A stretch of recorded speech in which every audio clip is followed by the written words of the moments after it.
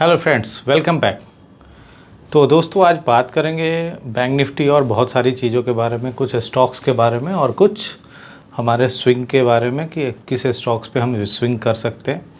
अभी रिसेंटली 2-3 दिनों से लगातार मैं देख रहा हूँ कि कुछ जो सो कॉल्ड ट्रेडर हैं उनकी प्रॉफिट लॉस का स्टेटमेंट और जो उसके स्क्रीनशॉट है सारे बाहर आ रहे हैं। कौन क्या कर रहा था, कौन क्या नहीं कर रहा था। चलो, उस पे तो बातें होते रहेंगी। नेक्स्ट टाइम एक बार बात ज़रूर करेंगे इस पे, क्योंकि ये चीज़ें आपसे जुड़ी हुई हैं। क्योंकि आप किसी पे ट्रस्ट करते हैं, किसी से सीखने की कोशिश करते हैं, तो वो आपके लिए भगवान की तरह होता है कि वो आपको पैसे कमाने में और आपको नॉलेज बढ़ाने में हेल्प करता है। ठीक है, जब ऐसा ट्रस्ट कहीं से आपका टूटता है तब आपके साथ बहुत ये प्रॉब्लम होती है। अभी जैसे ऑप्शन बाइंग को लेकर एक घनश्याम सर हैं, उनका कुछ इशू चल रहा है कि इस तरह का फेक स्क्रीनशॉट दिखाते थे या फिर क्या है, और जिन्होंने 4 करोड़ 4.5 करोड़ के आसपास लॉस किया था एक दिन का। वो चलो, वो अलग बात है। अब हम उनको जज नहीं कर रहे, नॉलेज उनके पास है। उन्होंने किसी को बोला नहीं था कि आप इतना हैवी क्वांटिटी बाई करो या फिर मेरे से आके बाई करो, लेकिन उनकी एक मिस्टेक हुई कि वो लोगों को रिस्क मैनेजमेंट समझाते थे कि स्टॉक मार्केट में रिस्क मैनेजमेंट का काम करते हैं, लेकिन खुद शायद इन सब चीज़ों से थोड़ा सा परे हो गए। शायद उनके पास कुछ अलग सोर्स ऑफ इनकम था, इस वजह से ऐसा हो सकता है। चलो, कोई बात नहीं, हम तो लर्निंग पे फोकस करेंगे।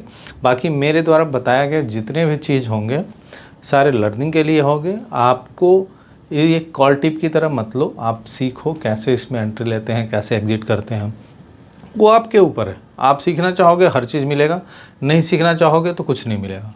मार्केट में 90% लोगों को ऐसा लगता है शुरू में आते हैं कि पैसा बनने लगेगा। ये मार्केट तो पैसों का पेड़ है, आते ही सारा पैसे मिल जाएंगे आपको। चलो, बात करते हैं इस पर।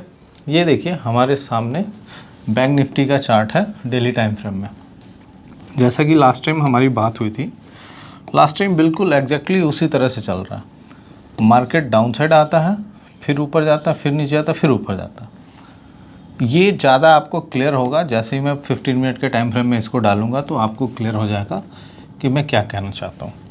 मैं क्या कहना चाहता हूँ, चलते हैं 15 मिनट के चार्ट पे। 15 मिनट के चार्ट पे अगर हम देखेंगे इनको, 15 मिनट के चार्ट पे मेरी बात आपसे हुई थी कि अगर इस लेवल के ऊपर यानी प्रीवियस डे के हाई के ऊपर अगर ट्रेड करना स्टार्ट हो जाएगा तो ये टारगेट बन सकता है इसके आसपास का। बिल्कुल एग्जैक्टली उसी आसपास पे गया है। और अब देखेंगे नेक्स्ट डे हमारा क्या प्लान होगा। मार्केट 44,500 के पास होल्ड कर गई है। लोगों को लग रहा है कि ये पोजीशन यहाँ से बियरिश आ जाएगा, कुछ को बुलिश लग रहा है। इस पे चलो, हमारा क्या व्यू रहेगा।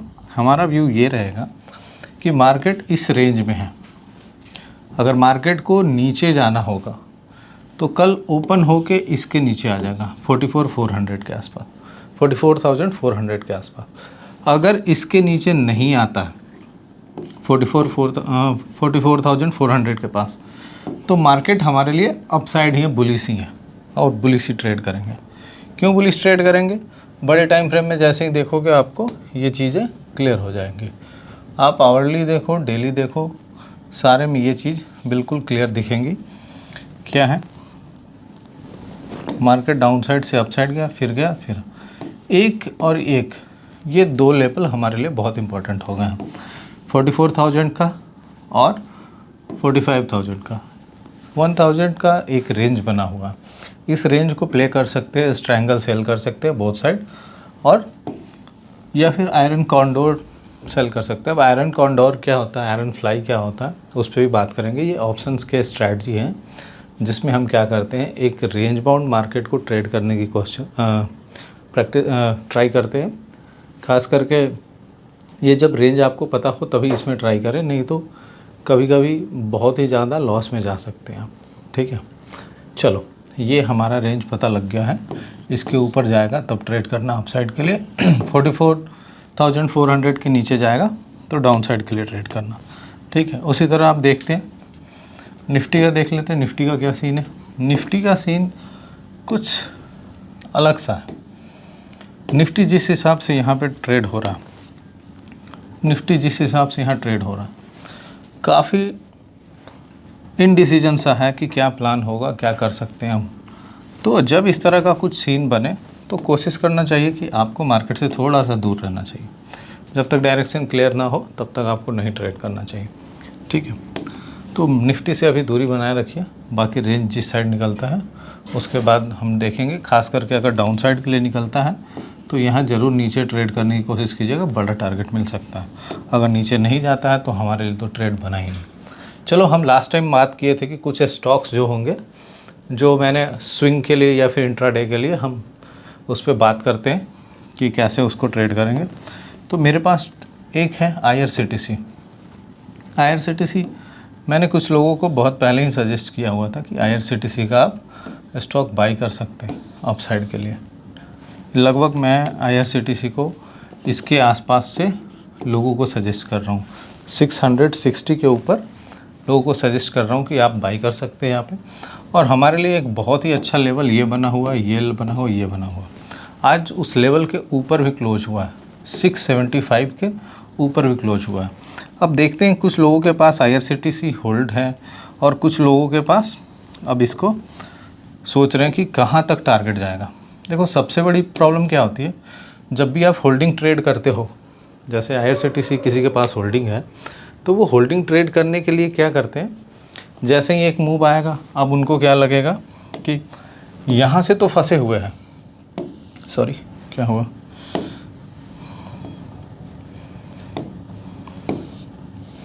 जैसे IRCTC को कोई ट्रेड करना चाहता है तो यहाँ से लगातार फंसे हुए हैं। पहली बार उम्मीद की किरण आई है अपसाइड के लिए, तो वो ये नहीं सोचते हैं कि इतने दिन से मैं फंसा हुआ हूँ, यहाँ फंसा हुआ था, यहाँ भी फंसा और यहाँ भी फंसा। जब इतने दिन से फंसा हुआ था तो मैं इतना बड़ा जब सेल देख चुका हूँ तो फिर अभी क्यों परेशान होना है। अभी तो आपको वेट करना है अपने टारगेट का। पहली बार स्विंग के ऊपर हो जा रहा है। एक हमारा यहाँ डिमांड जोन था, उसके बाद अपसाइड के लिए ट्रेड हो रहा है। तो अगर होल्डिंग जिसके पास है, आप इस लेवल तक ट्रेड करिए, 780 तक। अगर कोई लंबा ले जाना चाहते हैं तो 920 का 2 टारगेट आपके पास सामने दिख रहा है। ये धीरे धीरे जाएगा लेकिन चला जाएगा यहाँ पे, ठीक है। बाकी इंट्राडे में कोई ट्रेड करना चाहते हैं तो इसके ऊपर अब जो भी पैटर्न बनेगा अपसाइड के लिए, तो बुलिश पैटर्न पे ट्रेड कीजिएगा। इसमें शॉर्ट का मत सोच लीजिएगा कि एक दिन मूव हुआ है तो नीचे आएगा। क्या होता है, जनरली क्या होता है कि जब ऐसे बड़ी कैंडल बनती है तो लोगों को लगता है कि कल गैप अप हो जाएगा, फिर डाउन साइड आएगा तो नीचे के लिए ट्रेड कर लेंगे। ये गलती ना 85% 90% लोग करते हैं। प्रॉब्लम क्या है, यहाँ पे आप शॉर्ट क्यों करते हो? अगर मार्केट अपसाइड जा रही है और इतना अच्छा बुलिश जा रहा है, अगर यहाँ पे आप शॉर्ट करोगे तो एक छोटा टारगेट मिलेगा। लेकिन कोई आदमी है वो यहाँ शॉर्ट करता है, इसको सेल करके वो करता है, तो उसके लिए टारगेट इतना ही मिलेगा। लेकिन अगर कोई बी आदमी है जो इसके ऊपर बाई करता है, बी आदमी यहाँ पे बाई करता है, तो इसके लिए बहुत बड़ा टारगेट हो सकता है। मे बी ये जो यहाँ से यहाँ तक गया है वो टारगेट हो सकता है उसके ऊपर के लिए। तो आप क्यों ना डायरेक्शन में ट्रेड करें, तो डायरेक्शन में ज़्यादा चांस होता है टारगेट लेने का। तो आप उसके अगेंस्ट ट्रेड करते हैं तो फंस जाएंगे, छोटे छोटे टारगेट के लिए फंस जाएंगे, ठीक है। दूसरा है हमारा फेडरल बैंक का। देखो, फेडरल बैंक का ये लास्ट टाइम भी मैंने, जब ये रेड कैंडल बनी थी, इससे पहले इस ग्रीन कैंडल पे मैंने बाई के लिए सजेस्ट किया था कि नेक्स्ट डे आप बाई के लिए जा सकते हो। वो आया, टच किया, फिर नीचे आया, फिर ऊपर चला गया, ठीक है। थोड़ा सा मैं इसको स्प्रेड कर लेता हूँ, पता चल जाएगा। यहाँ पे देखो, नेक्स्ट कैंडल ये जो आई थी यहाँ पे, नेक्स्ट कैंडल ये जो आई थी रेड कैंडल, इसका मतलब ये नहीं था कि बेयरिश हो गया। अगर आपने एक बुलिश कैंडल पे बाई करी है स्विंग के लिए तो वहाँ पे आ सकता है, क्योंकि एक बार सेलिंग यहाँ हुई थी, नेक्स्ट टाइम यहाँ आया तो एक बार सेलिंग हुई है, लेकिन फिर बाइंग के लिए ऊपर जा रहा है।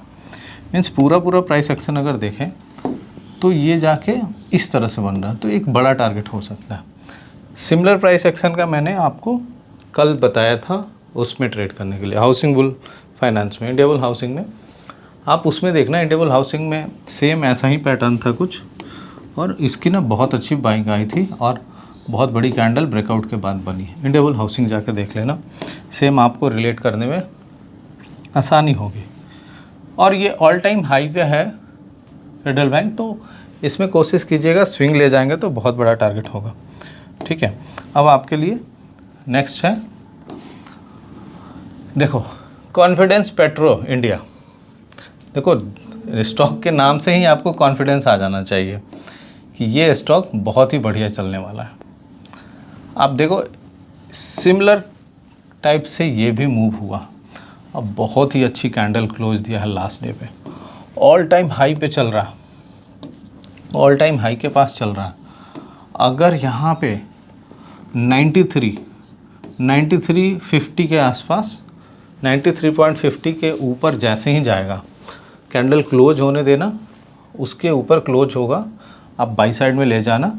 अगर स्विंग ले जाना है तो बहुत अच्छा है स्विंग का ऑप्शन कि आप इसमें स्विंग ले जा सकते हो, या तो इसके नीचे स्टॉप लॉस रख लेना 80 के आसपास, या फिर इसके नीचे रख लेना, वो आपके रिस्क के अनुसार होगा। क्योंकि आप, अब कोई कहेगा कि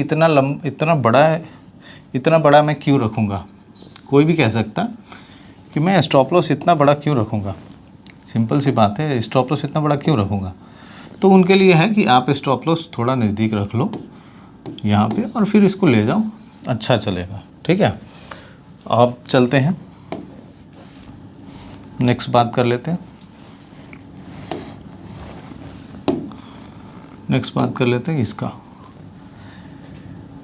ये मैन इंफ्रास्ट्रक्चर है, ठीक है, बिल्कुल सेम। और ये कैश के स्टॉक्स हैं, या कॉन्फिडेंस ये हो गया पेट्रो, या फिर मैन इंफ्रास्ट्रक्चर हो गया, ये दोनों इंफ्रा कंस्ट्रक्शन हो गया।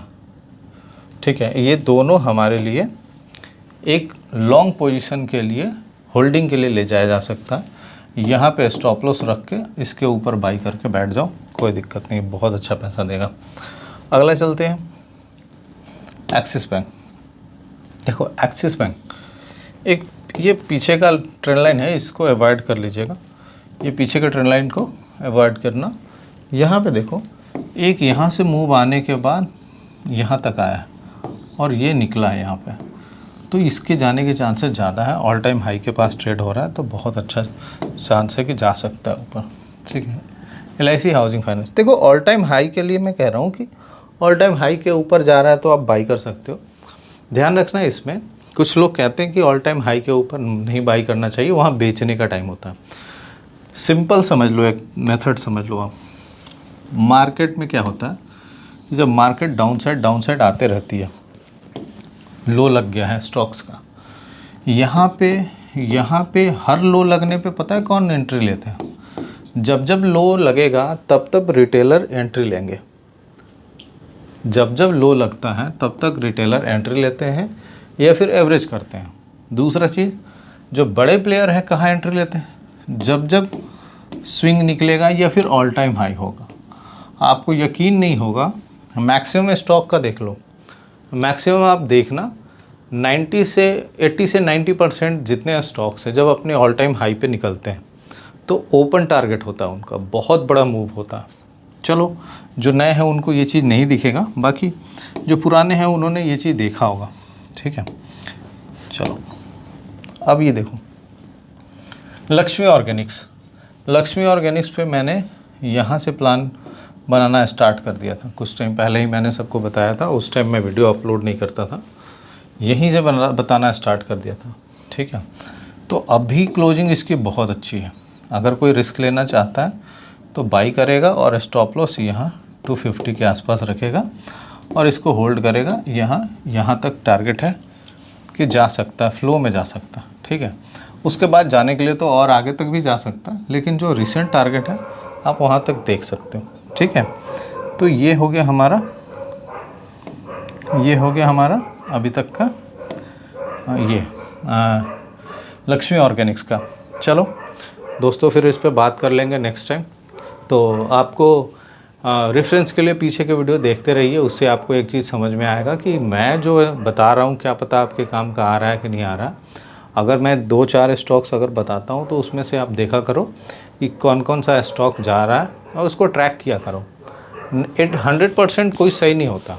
अगर आपको वहाँ एंट्री मिलती है, लेवल्स के ऊपर जाता है तो एंट्री लो, और एसएल यहाँ पे है, एसएल लगा सकते हो उसको। अगर एंट्री नहीं मिलती है तो मत लो। Thank you. इसी तरह लाइक और सब्सक्राइब और कमेंट करते रहें। Thank you.